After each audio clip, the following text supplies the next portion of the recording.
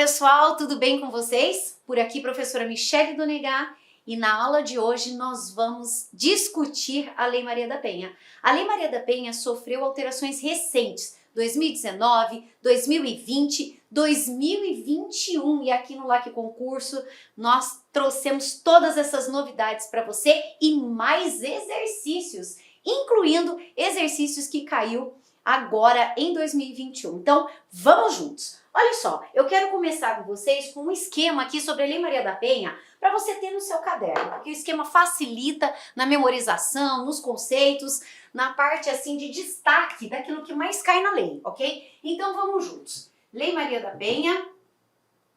Lei Maria da Penha. Vamos lá, gente. No nosso esquema, a gente vai começar falando quem é a vítima, né? A vítima aqui é a mulher, né? Aí tem uma questão importante que está pendente de julgamento na STJ. Será que a Lei Maria da Penha ela pode ser aplicada ao transgênero feminino, né? Vamos colocar essa questão já super polêmica aqui. Olha só, pessoal, nós temos uma decisão nesse sentido favorável de que a lei pode sim ser aplicada ao transgênero feminino do Tribunal de Justiça de São Paulo. Porém, existe um recurso dessa decisão que está no STJ. Então, nós não temos decisão ainda dos tribunais superiores sobre essa matéria. Não temos decisão pacificada sobre isso. Nós temos um recurso extraordinário que está lá no STJ desde maio de 2021 e a qualquer momento pode ser julgado. Depois do julgamento é que nós vamos saber exatamente como que o tribunal pensa essa questão. Então, se cair agora na sua prova, antes do julgamento, a resposta que você deve dar é que a Lei Maria da Penha só se aplica à vítima mulher. Ok, pessoal? Então, vamos seguindo junto aí. Em relação ao agressor, o que nós temos em relação ao agressor? Agressor pode ser tanto o homem quanto a mulher, né? O exemplo que a gente dá aqui é a mãe, a avó, ou então mulheres que vivem em relação homoafetiva, já que a lei também abarca a relação homoafetiva entre mulheres.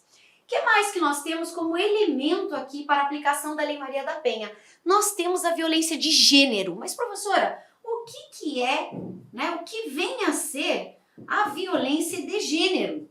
Então, olha só, pessoal. A violência de gênero é aquela violência, no caso da Lei Maria da Penha, praticada em razão da mulher, de ser mulher, pelo fato da vítima ser mulher, da sua condição de mulher, né? É aquela situação em que há violência porque o agressor entende que a mulher ele objetifica a mulher, ele coisifica a mulher, ele acredita que detém a posse da mulher. Então, essa é a violência de gênero que a lei abarca. O que isso quer dizer? Mas por que isso é importante para mim, professora? Porque é o seguinte, pode cair na tua prova uma situação envolvendo uma discussão entre homem e mulher, mas se essa discussão não tiver envolvida nessa discussão uma violência de gênero, não haverá incidência da Lei Maria da Penha. Se for uma discussão envolvendo a violência de gênero, nós teremos a incidência da Lei Maria da Penha. Então, por exemplo, uma discussão de trânsito, né, entre um homem e uma mulher, porque um fechou o outro, né? É uma discussão entre homem e mulher, mas não vai ter incidência da Lei Maria da Penha, né? Pode ter incidência da Lei de Trânsito, outras legislações, mas não a Lei Maria da Penha. Agora, uma discussão entre homem e mulher, porque o homem não se conforma com o fim do relacionamento. Ele diz para a mulher que se a mulher insistir nisso, ele vai matá-la, que ele não se conforma, que ela vai pagar caro, ou seja, ele entende que a mulher é como se fosse uma propriedade dele. Nesta segunda hipótese, nesse segundo exemplo que eu dei, aí nós temos a violência de gênero. Portanto, a Lei Maria da Penha será aplicada, tá, pessoal? Então, é importante entender esse contexto, esses elementos da lei. A vítima tem que ser mulher, o agressor pode ser homem ou mulher e a violência precisa ser de gênero. Mas que tipo de violência? Tem mais elementos que a gente precisa saber. Nós temos duas modalidades aqui de violência abarcadas pela lei. Nós temos a violência doméstica, toma muito cuidado com isso. A violência doméstica, pessoal, é aquela praticada em espaços de convivência entre as pessoas. O que eu quero dizer com isso? Eu quero dizer com isso que pode ser vítima, né, e ocorrer a incidência da Lei Maria da Penha, a babá, uma amiga da esposa do agressor que esteja passando alguns dias na casa. Então, a violência doméstica se caracteriza pela violência praticada em espaço de convivência entre as pessoas. Né? A babá que trabalha lá todo dia, a empregada doméstica, a amiga, a agregada, né? Então, essas pessoas podem ser vítimas de violência doméstica. E nós temos a violência familiar. A violência familiar, aí sim, é aquela que a gente mais ouve no jornal. É a violência praticada em razão de laço de parentesco, né? Nós já mencionamos aqui o pai contra filho, o irmão contra irmão, o avô contra a neta, ou a mãe contra a filha, né? A avó contra a neta. E nós temos também o laço afetivo. O laço afetivo, aí sim, nós temos o cônjuge, ex-cônjuge, companheiro, ex-companheiro, namorado, ex-namorado. Lembrando que a lei não exige coabitação entre o agressor e a vítima, mas exige esses elementos, que a violência ela aconteça nesse contexto. Eu preciso que haja uma vítima mulher, o agressor deve ser homem e mulher, e a violência praticada tem que ser a violência de gênero, em razão da vítima ser mulher, tá? E a violência deve ocorrer aqui nessa situação doméstica, espaço de convivência entre o agressor e a vítima, ou a vítima ter algum laço de parentesco ou afetivo com o agressor. Fora dessas hipóteses aqui, pode ser que eu tenha crime, mas não haverá a incidência. A Lei Maria da Penha não será aplicada se não houver todos esses elementos aqui. Certo, pessoal? Muito bem. Além disso, além desses elementos, a gente precisa de algo mais. Então vamos lá, vamos juntos aqui colocar para vocês. A lei prevê espécies de violência, né? São formas de violência contra a mulher. E ela elenca a violência física, a violência psicológica, a violência sexual, patrimonial e moral. E as bancas cobram muito isso dos candidatos em concurso, né? O que poderia caracterizar, de acordo com a lei, a violência física? Qual o exemplo de violência moral? Então é isso que nós vamos colocar aqui no quadro para vocês. Então vamos juntos aí nas formas de violência contra a mulher prevista na Lei Maria da Penha. Olha só, a primeira que nós vamos mencionar, gente, vai ser a violência física, né? Que é bastante comum. Então vamos lá, formas de violência. Vou colocar aqui. Formas de violência contra a mulher. Formas de violência contra a mulher. Aí, pessoal, nós vamos ter a violência física. Na violência física, o exemplo que a gente pode dar aqui é o crime de lesão corporal, né? Nós temos o crime de lesão corporal, nós temos o crime de feminicídio, nós temos o crime de feminicídio também que caracteriza, né? São exemplos aí de violência física. Nós temos, além da violência física, tem a violência sexual. A violência sexual, nós tivemos alteração agora em 2021. Como exemplo aqui de violência sexual, nós temos o crime de estupro, nós temos o crime, né, que é um novo delito, é um novo crime previsto no Código Penal, que é o crime de importunação sexual. Importunação sexual, né? Nós temos também aqui, além desses delitos, o crime de obrigar a mulher a tomar contraceptivo ou proibir a mulher de tomar contraceptivo. Nós temos o crime também de exploração sexual da mulher.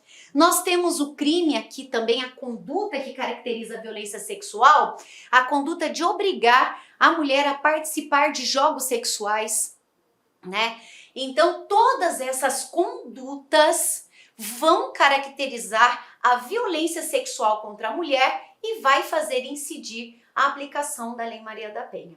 Um detalhe importante, né? O crime de estupro está lá no Código Penal, o crime de importunação sexual também está no Código Penal. Ah, tem mais um delito, pessoal. A divulgação de imagem, de vídeos contendo cena de sexo ou nudez também caracteriza violência sexual contra a mulher, isso está no Código Penal. Mas, por exemplo, nós não temos um delito que está escrito assim, ó, obrigar a mulher a usar contraceptivo ou impedir a mulher de usar o contraceptivo. Expressamente assim, nós não temos esse delito lá. Mas se não está escrito a conduta como crime, eu tenho como aplicar a Lei Maria da Penha? A resposta é que sim, pessoal. Tem. Mesmo que a conduta prevista na Lei Maria da Penha não esteja prevista exatamente como crime no Código Penal, o juiz pode aplicar as medidas protetivas de urgência. O que eu quero dizer com isso? Eu quero dizer que é possível que o agressor, porque não é crime, não vai caracterizar crime, ele não seja processado criminalmente por obrigar a mulher a usar anticoncepcional ou proibir ela de usar anticoncepcional, porque eu não tenho essa conduta lá no Código Penal. Porém, a mulher pode sim se valer da Lei Maria da Penha para que o juiz imponha contra o agressor as medidas protetivas de urgência. E por que isso é possível? É possível, pessoal, e anota no seu caderno, porque as medidas protetivas de urgência, elas são independentes da ação penal. Tá? Então, elas são autônomas, elas podem ser aplicadas independentemente se vai ou não haver ação penal, tá bom? Então, olha só, nós temos, além da violência sexual, nós temos a violência patrimonial. Na violência patrimonial, a destruição dos objetos de trabalho da vítima, né? Não permitindo que assim ela possa exercer a sua profissão, os seus itens pessoais. Então, a destruição desses objetos vai caracterizar a violência patrimonial. Aqui a gente pode ter o crime de dano, né? Por exemplo, ou também a venda de patrimônio, de imóveis sem autorização da mulher também pode caracterizar aqui a violência patrimonial. E nós temos, pessoal, a violência moral. Nós temos a moral. A moral vai se caracterizar pela injúria, pela difamação e pela calúnia. São os crimes aqui que caracterizam a violência moral. A injúria são os xingamentos, né? Bastante comum nessas relações conflituosas que envolvem violência doméstica. Nós temos a difamação, que seria, né, de uma forma bem didática, seria o falar mal. Ah, se você não ficar comigo, eu vou contar para o seu chefe, eu vou falar mal de você no seu trabalho e você vai perder o emprego, por exemplo. É uma difamação. E nós temos a calúnia. A calúnia é quando vai ocorrer quando você imputa a outra pessoa um fato criminoso, né? Então, eu vou falar para todo mundo que você, por exemplo, é um traficante, né? Que você é traficante de drogas, que você leva drogas e traz aí para traficante, que você presta serviço para traficante. Então, na calúnia, o agressor impõe um crime, né, à vítima. E isso caracteriza violência moral. E nós temos a violência psicológica. A violência psicológica. A violência psicológica se caracteriza pela ameaça, é um exemplo, né, que a gente tem aqui. Pela ameaça, aquela promessa do mal futuro, se não ficar comigo eu vou te matar, você vai ver, né? Então isso caracteriza, aquilo vai aterrorizando a mulher, vai retirando, minando a autodeterminação, né, o seu autocontrole, e isso pode inclusive provocar doenças emocionais como depressão, ansiedade e levar até a um ato de suicídio. Então alguns especialistas costumam dizer, inclusive, pessoal, que a violência psicológica chega a ser, em alguns casos, mais grave que a própria violência física. Então, crimes novos aí, né, que são abarcados pela violência psicológica é o crime de stalking, que é o crime de perseguição, né? Então, ficar monitorando, ficar controlando as redes sociais, o celular, os horários, perseguindo mesmo, caracteriza também violência psicológica e está previsto no Código Penal. E nós temos o crime agora, 2021, foi inserido este ano no Código Penal, que é o crime de violência psicológica, é uma conduta específica, né, do artigo 147 do Código Penal. E lá prevê, né, que se o agressor perseguir, atormentando, aterrorizando a vítima, ele vai responder por crime também. Tá? Então a violência psicológica, ela tem, né, a Lei Maria da Penha trouxe essas novidades, trouxe o crime de stalking e trouxe também o crime de violência psicológica, além do crime de ameaça do artigo 147. Então, pessoal, nós temos todos esses elementos importantíssimos, né, para o enquadramento e aplicação da Lei Maria da Penha.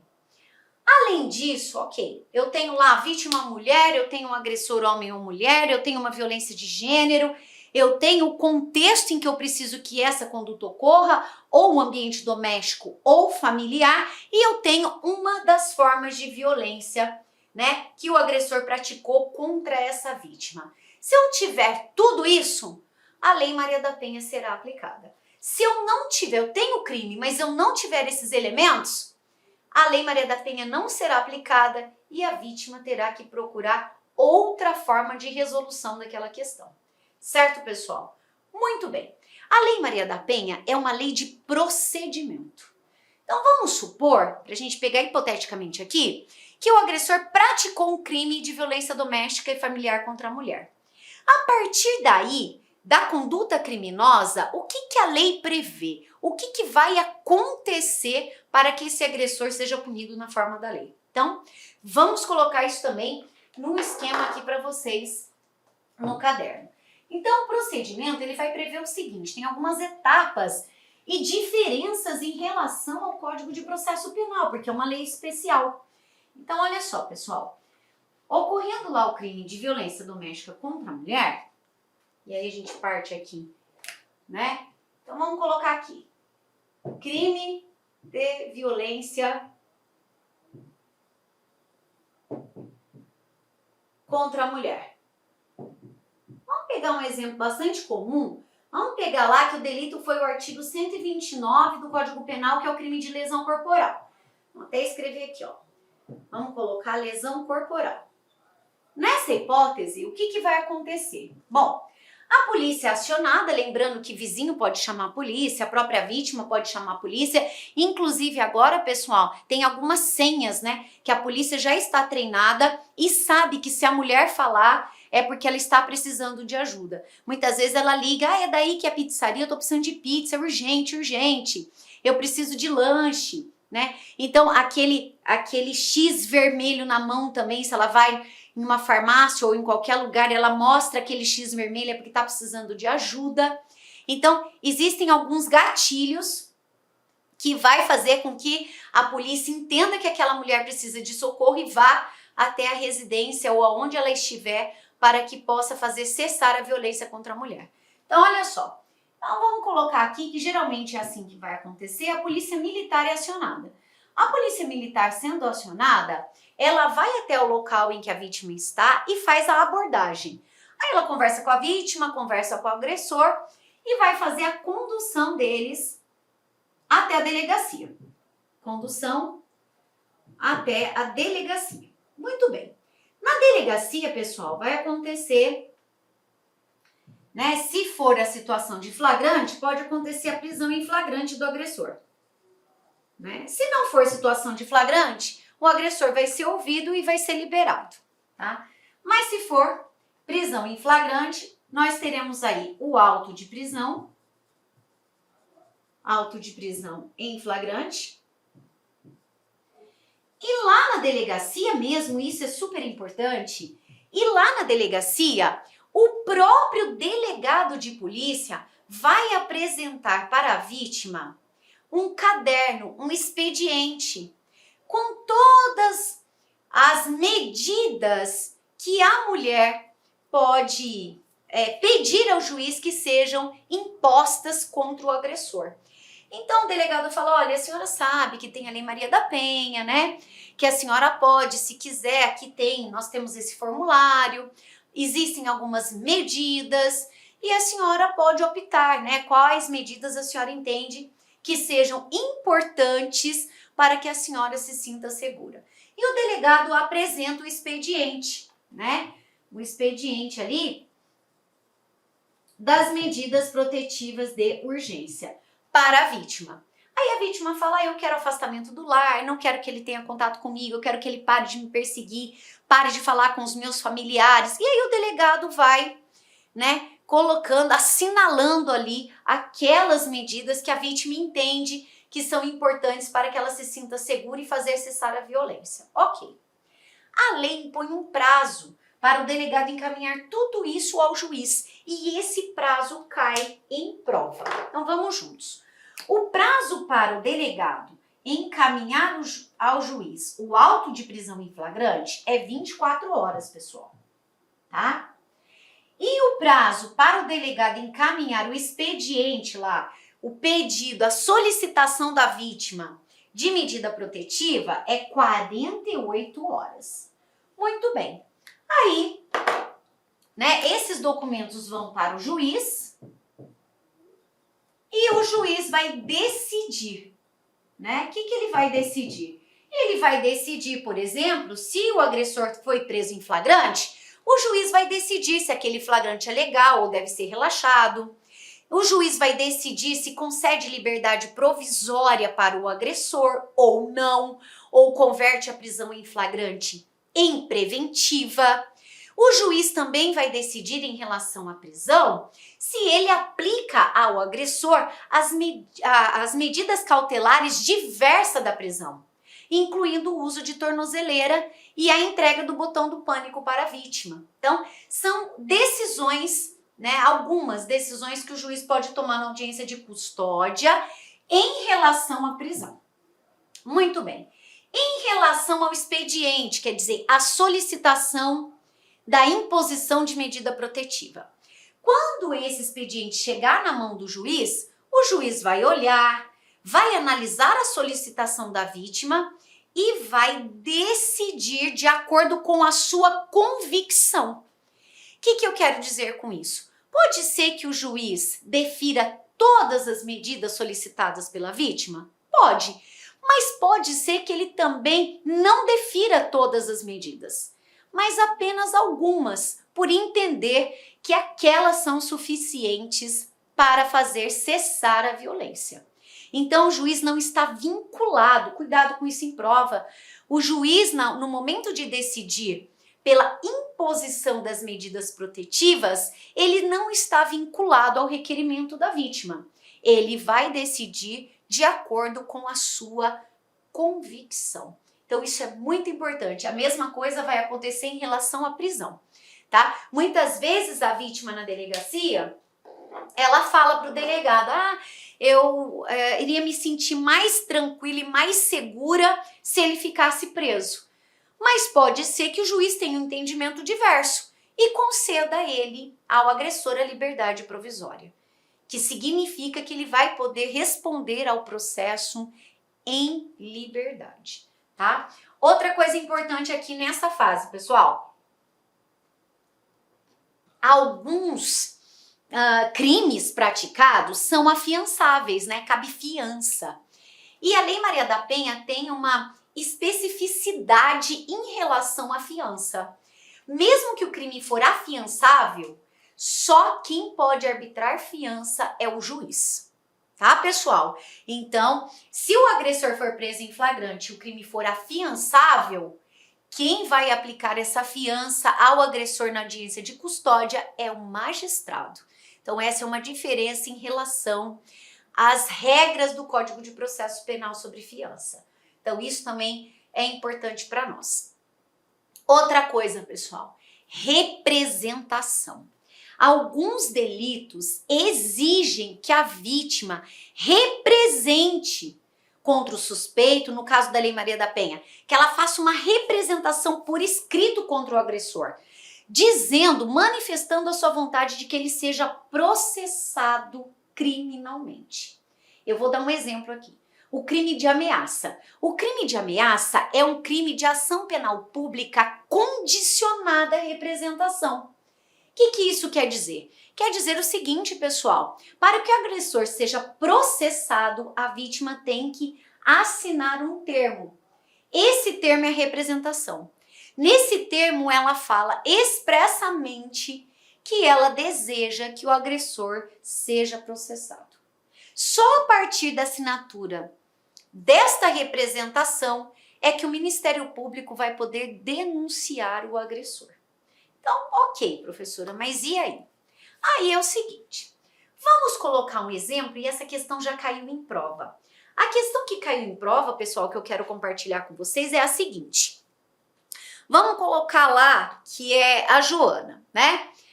A Joana foi ameaçada pelo seu ex-companheiro, né? Ele dizia para Joana que se a Joana não retomasse o relacionamento, que ele iria matar Joana. Muito bem. A Joana acionou a polícia, foi todo mundo para a delegacia. A autoridade policial questiona a Joana. A senhora gostaria das medidas protetivas contra o agressor? Né? E a Joana fala, sim. Eu quero que ele se afaste, eu quero que ele deixe de me perturbar. E aí, a autoridade policial, sabendo que é um crime de ameaça, pergunta a Joana, a senhora gostaria de representar o João criminalmente? E Joana fala que não, que nesse momento não, que nesse momento ela entende que as medidas protetivas de urgência são suficientes para fazer cessar a violência. Aí a banca vem e traz a pergunta. Nesta hipótese, como Joana não representou João na delegacia, o juiz vai poder impor as medidas protetivas de urgência solicitadas por ela? A resposta é que sim, pessoal. Sim, mesmo Joana não tendo representado João, o juiz pode impor as medidas protetivas contra ele. Por quê? Porque eu disse no início da nossa aula. As medidas protetivas de urgência são autônomas em relação à ação penal. Até porque a vítima tem prazo de 6 meses para representar, né? E como são ações autônomas, mesmo que ela não tenha representado naquele momento, não significa que ela não possa fazer isso dali 10 dias, 1 mês, 2 meses, 3, ela tem 6 meses para representar. Então, a não representação, a ausência de representação, não impede, pessoal, é isso que você precisa gravar. A ausência de representação não impede a imposição das medidas protetivas de urgência. Lembrando que a gente está falando em crimes que a representação é condição para a ação penal. Porque se a ação for incondicionada, aí não precisa de representação. Crime, por exemplo, de lesão corporal leve, homicídio, né? Uma vez instaurado inquérito, a denúncia será oferecida e o processo vai seguir, mesmo que a vítima não queira, né? Então, nós estamos falando especificamente quando a ação penal é condicionada à representação. Muito bem, pessoal. Aí, ainda falando de ação penal condicionada, dei esse exemplo da Joana, já sabemos que a não representação não impede a imposição das medidas protetivas. Falamos do prazo, que né, a vítima tem 6 meses para representar e as medidas podem ser impostas antes desse prazo tranquilamente. Mas aí tem uma questão importante também. A medida protetiva tem prazo? Porque eu falei que a representação tem prazo. E a medida protetiva tem prazo? Não, pessoal. A lei não prevê um prazo fixo para a medida protetiva, né? Mas os juízes sempre colocam ali 6 meses, podendo ser prorrogada. Como ele é uma cautelar, Ela pode ser prorrogada se houver necessidade, ela pode ser revogada, ela pode ser novamente imposta ao agressor, tá? Então é importante também nós sabermos isso. Muito bem. Após, então, o juiz decidir sobre a prisão e as medidas protetivas, o agressor é intimado a cumprir as medidas protetivas e, se ele descumprir, ele pratica crime e pode ser preso.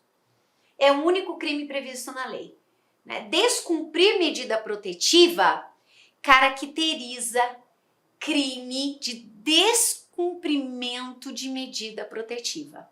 E aí o agressor pode ser preso preventivamente, tá? Então não é crime de desobediência. Quem descumpre medida protetiva não pratica crime de desobediência, pratica crime de descumprimento de medida protetiva, tá? Depois disso, pessoal, o inquérito policial é relatado no prazo legal. Nós temos 10 dias se está preso, 30 dias solto.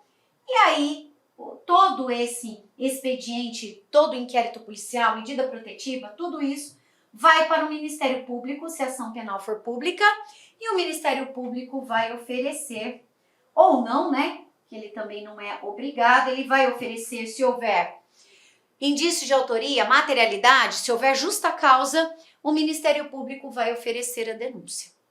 E aí, ofereceu a denúncia, tem início o processo criminal para que seja apurado o crime praticado pelo agressor. E no final, depois da ampla defesa e do contraditório, o agressor pode ser absolvido ou será condenado na forma da lei. Uma questão importante para nós ainda, né, sobre essa etapa aqui. A Lei Maria da Penha fala em retratação. É possível, cabe retratação? Quer dizer, a vítima pode se arrepender e querer desistir de tudo? Pode, pessoal, mas não é em qualquer crime. A vítima pode se retratar nos crimes de ação penal condicionada à representação e na ação penal privada. Porém, para que a vítima possa se retratar, esta retratação não pode acontecer na delegacia, porque a Lei Maria da Penha veda. Para que a vítima se retrate, ela deve fazer essa retratação perante a autoridade judicial. E desde que o crime seja de ação penal condicionada ou privada. Na ação penal incondicionada, não cabe retratação. Como isso pode cair na tua prova?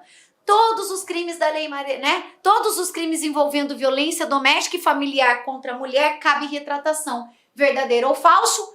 Falso. Só cabe retratação os crimes de ação penal condicionada e os crimes de ação penal privada. A ação penal incondicionada, que é lesão corporal leve, no caso da Lei Maria da Penha, né? De feminicídio, né? Nesses delitos aí não cabe retratação, porque são ações penais incondicionadas, tá bom? Então esse é um quadro também, é uma observação importante para nós. Ok, pessoal? Essas são as informações aí para o nosso quadro esquematizado. Agora vamos destacar algumas alterações trazidas pela lei, né? E discutir mais alguns detalhes que podem fazer a diferença na hora da prova. Então, vamos juntos aqui para o nosso material.